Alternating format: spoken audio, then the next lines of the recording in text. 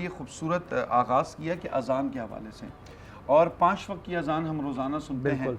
और बात यह है कि अगर आप अज़ान के अल्फाज को देखें ना, ये आपके पास, अगर मैं भी आपको 1 दफ़ा बुलाऊं, 2 दफ़ा बुलाऊं, 3 दफ़ा ना बुलाऊं, 4थी दफ़ा अगर आपको मैं बुलाऊं और आप ना, इंसान भी इंसान से नाराज़ हो जाता है। यार मैंने बुलाया, शख्स आ ही नहीं रहा, मेरी दावत। एक अल्लाह रब्बुल इज़्ज़त आपको 5 वक्त अपने पास बुलाते हैं। 5 वक्त हमारे कानों में अज़ान पड़ती है। और अज़ान के अल्फाज कैसे हैं? तो इंट्रोडक्शन अल्लाह ने पूरा दिया, अल्लाहु अकबर, अल्लाहु अकबर, अल्लाह बड़ा अजीम है, अल्लाह बड़ा अजीम है। अशहदु अल्ला इलाहा इल्लल्लाह, कौन सा अल्लाह है? जो एक है, वाहिद है। और फिर अशहदु अन्ना मुहम्मद रसूलुल्लाह, जिनके रसूल मोहम्मद सल्लल्लाहु अलैहि वसल्लम। हय्या अलस सलाह, हय्या अलस सलाह, आओ नमाज की तरफ आओ, आओ। नमाज क्या है? हय्या अलल फलाह, हय्या अलल फलाह। ये कामयाबी है, ये कामयाबी है। अल्लाहु अकबर, अल्लाहु अकबर। बुला कौन रहा है? अल्लाह जो बहुत अजीम है। अशहदु अल्ला इलाहा इल्लल्लाह। याद रखो कि अल्लाह, ये है अजान का मतलब।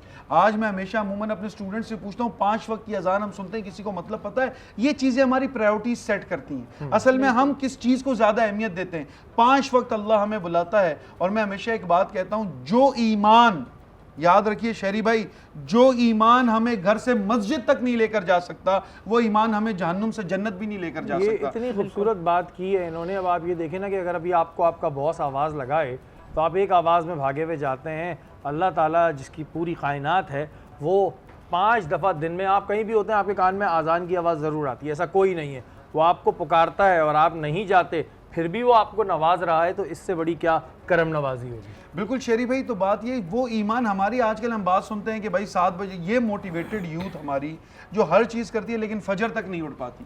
तो याद रखिए, ये रमज़ान हमें सिखा रहा है कि इंसान जब सहरी के लिए उठता है तो ये रमज़ान हमें सिखाता है कि हम बाकी दिनों के लिए भी अल्लाह के लिए अपना बिस्तर छोड़कर तहज्जुद की नमाज के लिए उठ सकते हैं। अफ्तारी के अंदर जब हम इंतज़ार करते हैं, मेज़ पर हलाल खाना पड़ा हुआ है, यहाँ सुबह से प्यास लगी है, वहाँ से शरबत, ठंडा शरबत हमें बता रहा है कि हाँ पी लो, इंतज़ार किस चीज़ का है? लेकिन जहन में कि मेरा रब देख रहा है, अभी वक्त नहीं हुआ। तो जब इस रमजान में हम अल्लाह की हलाल करदा चीजें, मतलब खाना पीना हलाल है, छोड़ सकते हैं, तो याद रखिए 11 महीना हम हराम चीजें भी अल्लाह रब्बुल इज्जत के लिए छोड़ सकते हैं। और फिर हमारे लिए तो दीन बहुत आसान है शहरी भाई।